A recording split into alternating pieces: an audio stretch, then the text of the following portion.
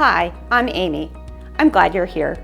If you're looking for a new townhome in the trendy LoSo area of Charlotte, South Tryon Townhomes might be exactly what you're looking for. If convenient location is at the top of your must-have list, you can check that off here. You'll be just a quick walk from the Scalyburg light rail station, giving you easy access to all of South End or Uptown for work. On the weekends, walk over to places like Old Mecklenburg Brewery, Brewers at Yancey, Queen Perk Social, and more to grab a drink or a bite to eat. And when you're looking to go for a run or take your dog for a walk, the Charlotte Rail Trail is nearby too. One of my favorite things about working with new homeowners is seeing their faces light up when they get to personalize their new home with options and finishes. After you pick your floor plan, you'll get to choose from professionally designed finishes to suit your style. And great news, stainless steel appliances are included. Now you can make your design dreams a reality. There are a few options when it comes to your floor plan layout.